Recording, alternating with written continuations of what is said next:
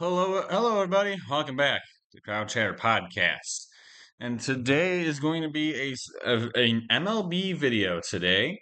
It's a little past a month. I will slightly past, not that far. I was trying to. What I'm gonna do for the MLB. If you guys didn't see I think I did I did a preseason video. If you guys didn't see the preseason video, what my plan is to basically do a monthly review of the MLB season. So once a month has passed, do a video overviewing the months and how is everybody doing thus far, kind of thing. Uh, Typically, I do these on Mondays. I didn't get to it this past Monday, which was also several days after April was already over, because this is now May 6th. Technically, this is March and April kind of sandwiched together because there's only like 5 games in March. Um, so we're gonna get into this one. It's been quite a wild ride thus far. In this video, we'll be doing the American League. Of course, at the end of the video, I'll give some updates on some more videos that will be coming up soon. Stay tuned for that. But let's get into some Major League Baseball. We start in the AL East, and we start with the usual suspects, the New York Yankees, sitting at 19 and 16. No Garrett Cole, of course, for the season for the New York Yankees. A tough loss for them for sure. But the Yankees themselves have not been too. They haven't been terrible. They've done probably what most people have expected. I think they're probably. I think people would have expected their record to be a little bit better. But it's kind of tough when you lose Juan Soto, which is one of your best players from a season ago, and now he's gone. What are you gonna do now? So they definitely miss him for sure. Big issue for the Yankees has been the um pretty much just disappearance of Devin Williams. Trade from in the off season, brought him in, and he's been a disaster for the Yankees thus far. Has not been able to put it together and has really struggled all season so bad that they moved him out of the closer role and they ended up bringing in what's his name, Luke Weaver instead, which I think was their guy last year. So not a good start for Devin Williams. Max Fried, their other big time signing, he has worked out well. Cody Bellinger has not. So it's kind of been just like up and down for the Yankees. Some things are going well, other things just really aren't. So it's been it's been a roller coaster season thus far for New York. Um, I certainly think they have all talent in the world. Question is whether they put it all together at once and make a run. But so far, kind of just mixed reviews thus far for the Yankees. I'd say mixed results. I should put it that way. And I could just say the same thing for Boston, who's right behind them at literally dead at 500, 18 and 18, game and a half behind. It was a very slow start for Boston. They did not get off to a good start to the season. It was a little sloppy out of the gate. Had a really bad series against the Chicago White Sox, or two actually bad series against the White Sox, which is honestly kind of scary because if you can't beat the White Sox, you got a problem.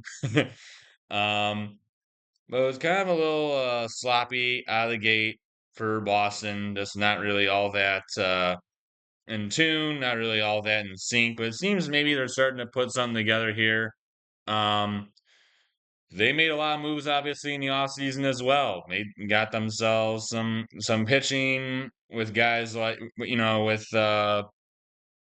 with Walker Bueller, who I think has been decent to start the year for Boston. I don't actually see him on the depth chart right now. Oh, because he's on the IL again. What a surprise.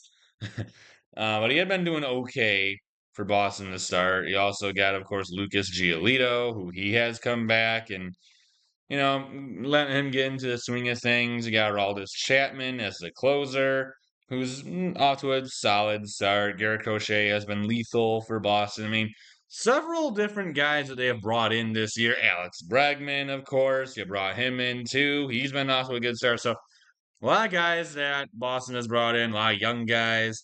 I think, and like I said earlier, I think this is the same story really as the Yankees.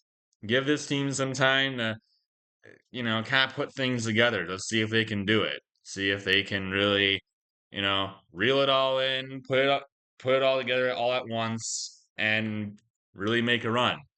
I don't know if I said this in the preseason video, but I am very high on this Boston team. I think they are a very good baseball team, and I think they're severely underrated. I think they could make a run at the ALCS. Again, they have to put everything together for that. But I think Boston also, much like the Yankees, has all the talent that it needs to make a probable run to. I mean, I think they're borderline. I think a playoff lock, but I would almost argue Boston is a really good shot at an ALCS berth. Tampa Bay Rays. This is a unique one. 16 and 18 is not honestly not a record I expected to see them at. Uh, you can see their home record kind of stinks, but considering they're playing at George Brenner or George Steinbrenner Field, a minor league spring training facility, because Tropicana Field is not usable at the moment, is a mess for Tampa. I mean, that's really the only way of playing it. When your home field is your rival spring training facility, it's not good. um, so really tough if you're Tampa right now, but record overall is not terrible. Uh, this isn't really that great of a team. Uh, there's not really much to say about Tampa. They're just not that special. The fact that they're 16 and 18 is honestly, I think, good for them because I would have expected to probably see worse by now.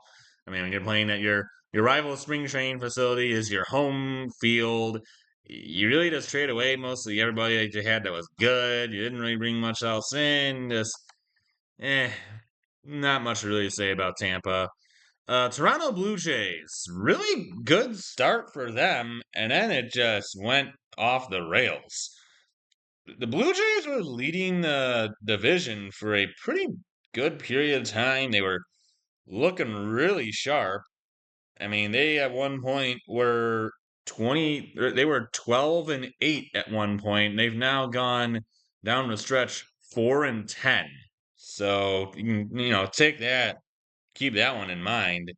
Uh, Rough stretch here for Toronto. It looked really good to start, and then it just kind of flamed out rather quickly. Scherzer has ended up on the IL again. He is now in Toronto, by the way, but he is on the IL yet again. 60-day IL, actually, apparently. Um, that is not a good sign. What a surprise. Scherzer on the IL. It's not like we've seen that before. But overall, Toronto this is just a team that has consistently underperformed. And I mean, they did make some moves to bring in some new guys. I mean, they got Anthony Santander, they got themselves Andres Jimenez. They brought in some new dudes, but is that really going to make that much of a difference? I mean, neither of Jimenez or Santander have been very good. So that has been a serious problem for Toronto. But like, I don't really know what to think of this Toronto team. This is a team that, like I said, consistently underperforms. Everyone thinks that they have a good shot of going to the playoffs, maybe gain a division title, and then they go well below expectations. So I don't know. I don't know what Toronto. I don't know if it's time to just kind of. I don't know what the Blue Jays are gonna do, but once again, it was looking good to start. Now it's kind of falling back down to earth, and vibes are just not good in Toronto, Canada. Uh, Baltimore Orioles. This has been a really rough start. 13 and 20 for the O's. Uh, this is a team that offensively is solid. I mean, they got some good hitters. Combination of things has been an issue for Baltimore. Number one, as I'm, wow, yeah, as I'm looking at this, they have a lot of injuries. A lot of guys are on the IL, but even before guys hit the IL for Baltimore, they had a serious pitching problem.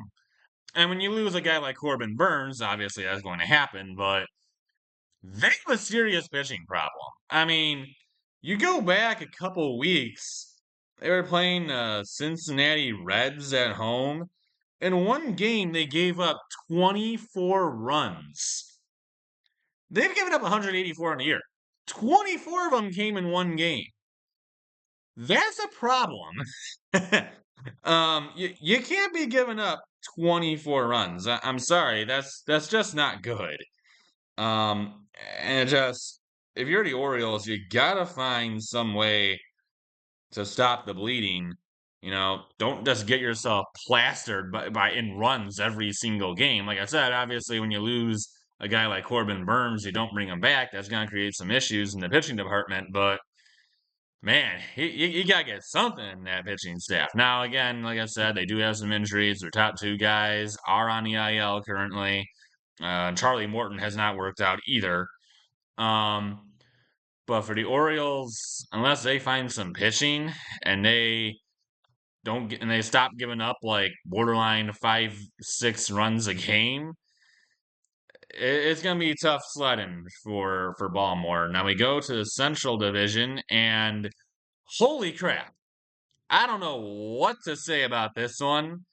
Other than wow, the Detroit Tigers lead the division here. Now, I wouldn't necessarily have been surprised if they were leading a division. But at 22-13 and leading the American League with the best record is absolutely insane. The Tigers have been unreal. Now, we knew that the pitching was going to be good. We all expected that. And for the most part, it really has. Skubal, for the most part, has been pretty good. I don't know about Cy Young like he was last year, but he has still been delivering consistently. It's been a little bit of tough sledding for Jack Flaherty, but still, even so, he still hasn't been terrible throughout the season. Reese Olson has also had a decent start to the year. Casey Mize has been very good to start the season. He has been unbelievable. And then Jackson Jobe, the other pitcher, he's been solid too. So pitching staff has been pretty darn dynamite and has been as good as you would want it to be. And I really think it's basically been, like I said, as it was expected to be. The biggest thing for me has got to be the hitting. I did not expect the hitting to be this good. And mainly the biggest surprise for this year has probably been Spencer Torkelson. You look at last season, what he did, being so bad that he had to be sent down to AAA. It looked absolutely awful. And now it does randomly come out this year and look unbelievably good. You know, absolutely awesome to see. Zach McKinstry has also been a very pleasant surprise. He has been very good to start this season. Javi Baez has turned the clock back a little bit, and that's awesome to see. Dylan Dingler has been doing really well thus far. Gleyber Torres has been very good thus far. Riley Green snapped out of his really rough stretch, and he's been good. Carpenter's rolling. So, I mean, the hitting for the Tigers has been stellar. And, when you look at the Tigers' schedule, every time I looked at the start of the year, I kept saying, they're tough. April's going to be deadly. Like, we're really going to see what this team is made out of in April. I mean, they get a rough start. You got the Dodgers, the Padres, the Astros, the Orioles, the Yankees. I mean, you got everybody. And here we are, 22-13. I would say they did pretty doggone well. So, very impressed by what I saw from Detroit. Couldn't be any happier with what I've seen thus far. Really impressive. And let's see if we can keep it going. Moving on though, we got the good old Cleveland Guardians at 20-14. You knew this was come to be expected. I mean, this is a solid team. Maybe not the most depth in terms of starting pitching, but bullpen is as nasty as ever. And the offense is very much tailored around Jose Ramirez, but overall, a solid team who is gonna make it difficult for opponents. Now, kind of weird to see a team with a minus 23 run differential somehow well above 500, but that is Cleveland thus far. um, not terrible though start for Cleveland. I think if you're a Cleveland fan, you would be at least content with the season thus far. You probably would have wanted it maybe a little bit better, but you'll take 20-14 to start and only a game and a half behind the Tigers. You'd certainly take that. Um, then you got the Kansas City Royals at 20-16. Been rolling as of late. This is a team that kind of like the Tigers last year kind of came out of nowhere. Nobody really expected the Royals to do all that much, and now here they are. And this is another team that has been not like the Tigers with in terms of just like being dynamite, because you can see the run differential there and how many runs they've actually scored, which is disturbingly less than the Chicago White Sox. But yes, by one, but still, that is scary bad. Honestly, I just realized all these teams are really not that far above or not that far away from the White Sox. That's actually kind of bad. Um, but for the Royals, the pitching has been outstanding. They've been shutting people down. I mean, you got, same two dudes as last year, Cole Reagans and Seth Lugo, both of which have not been as maybe as good as last year, but both have been certainly doing a good job. Michael Waka has been having a solid start to the season, and then you got Chris Bubik, who has been unbelievable to start this season, and then you got Michael Lorenzen, who's been just kind of ordinary thus far. The pitching has thus far really carried the Royals because you look at the hitting, and all they got is really Bobby Witt or nothing. So, I mean, I do have Jonathan India, but I don't think he really has done that much to start this year. Yeah, he really hasn't done much of anything for him. Sally Perez still around.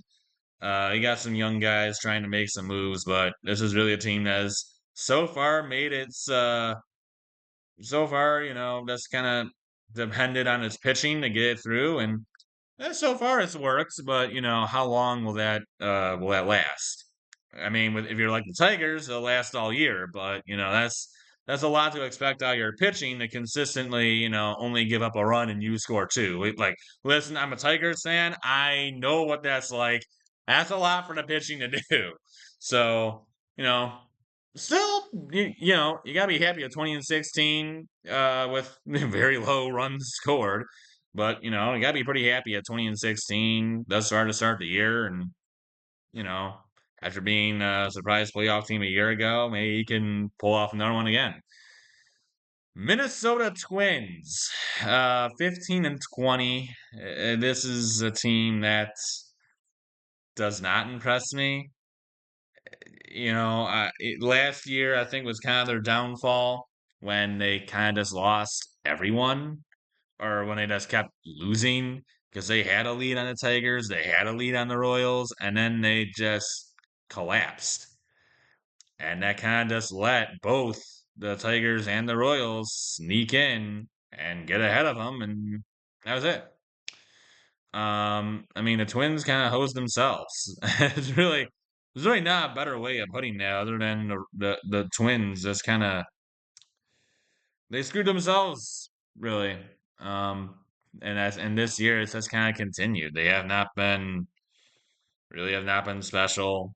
Um, Most teams have been really beating them up pretty good. Not been impressive thus far for the Twins.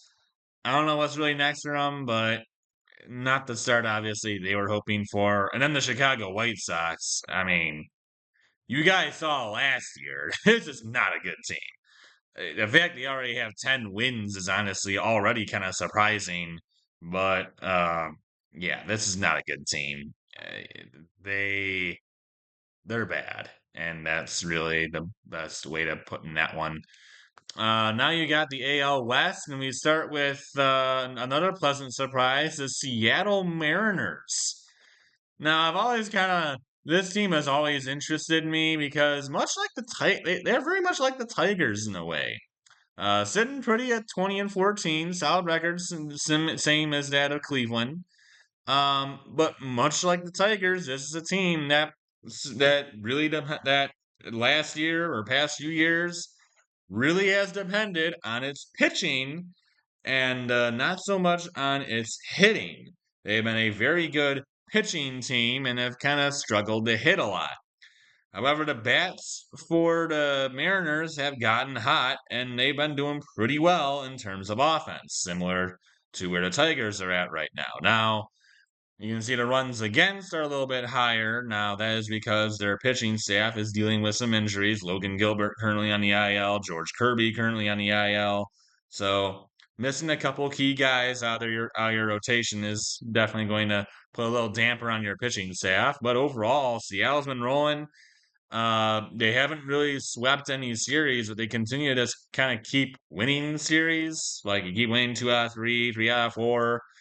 And so they just kind of keep gradually building up a better record as time goes on. So impressive for the Mariners.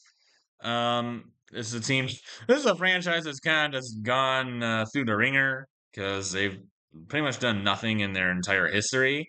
But maybe this year will be their time. Will be their time.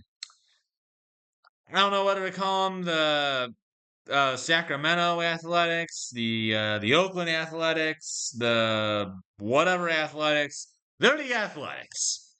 Um, yeah, really impressed. 20 and 16. This team is actually above 500. Now they did make some moves in free agency, which was kind of shocking because like the A's never do anything in the off season in like any capacity. They don't sign people, they don't spend money, they don't do anything. But they went and spent this offseason getting Luis Severino, brought in Gio Urshela. They still got Mason Miller, which is their dynamite closer. I mean, Tyler Soderstrom. I mean, they got some good guys. Brent Rooker's still around. I mean, they got some decent players, and so far results are not too bad. They're in a similar situation to that of the Rays, which their home field is a minor league facility. Unlike the Rays, though, who weather kind of made them move out, the A's has kind of did it to themselves because they're trying to move to Vegas.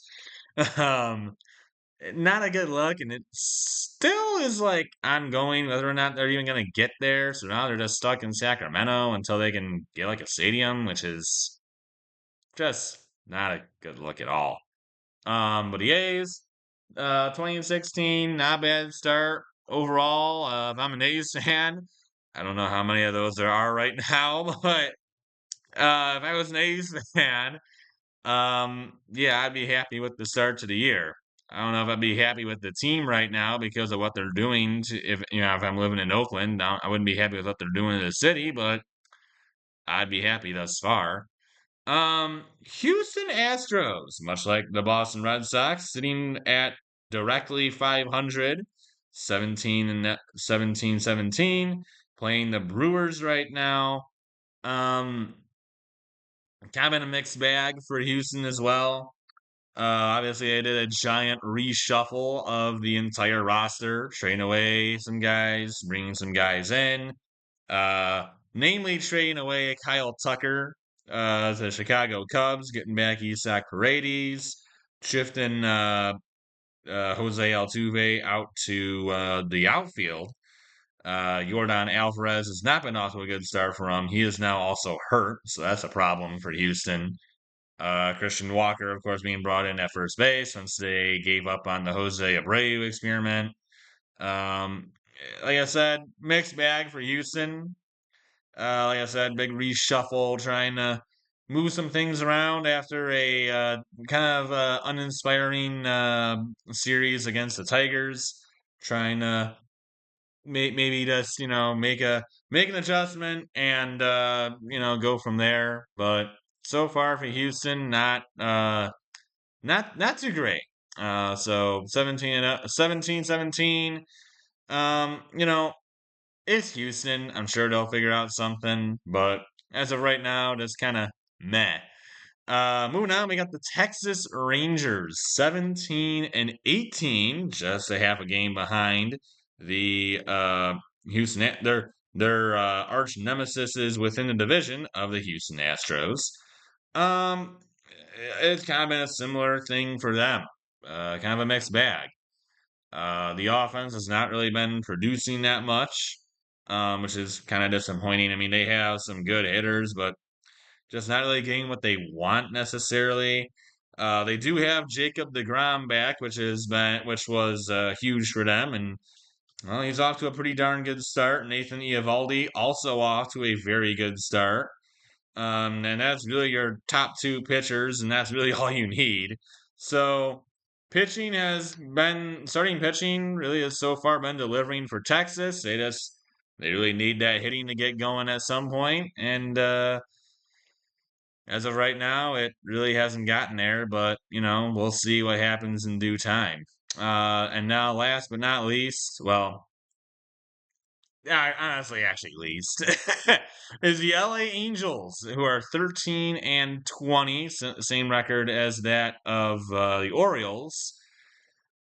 The Tigers just got finished playing the Angels in this series. This is just the LA has-beens. They got a lot of names, and that's about it. Um, and there's a lot of names that just don't really have much left in the tank anymore. Uh, I mean, you got Kikuchi, you got Kyle Hendricks, Tyler Alexander, Kenley Jansen, Travis Darnod, Yon Moncada. I didn't even notice that one. Oh my gosh.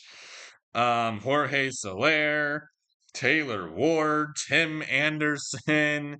I mean, a lot of just names are on this roster who really have not made a ton of noise. I mean, Kenley Jansen, you could argue, is still has still got something left in the tank. Even now, of course, we kind of hammered him in that one game, but he also hadn't given up a run until that point. So, Mike Trout, the lone maybe still good player for the Angels, is on the IL also right now. So it's yeah. Um, if I'm an Angels fan, yikes. I what is the last? Legitimately, I honestly don't even remember when the Angels were last in the playoffs. I honestly don't remember. I could not tell you. I know they won the World Series, and was it in the 2000s? I don't even know. But not great times with the Angels. So that is it for this video. I hope you guys enjoyed it. And as I said, I'd be giving some updates on some other videos we'll be doing here on the channel here rather soon. So, um, obviously the NFL draft has come and gone, and I have not done videos on the draft classes for that yet. I've been meaning to do that, and I just haven't done it yet, so I'll do it at some point. Probably not today because I'm doing these videos. Um, but I'll probably be doing that, and obviously this is a big channel for football, so we will probably starting next month, I'd say. Probably will be doing some preseason reviews, like for college and for pro. Just like some expectations for all the teams, So just go up and down the list. So probably by division, maybe even by conference to make it quicker. Um, but that's probably starting next month, or we might do it division by division, honestly, and just do it week by week. Probably do it that way. Um, but yeah, that's the plan for that. And you might NBA obviously is playoffs are underway. We already did a video for that. But do expect a lot of football stuff coming up soon because we love our football here, and there's a lot to talk about there right now. So that's all we got for this one. Or, well, I should say that's all I have for this one. And I'll see you next time. Until then, adios, everyone.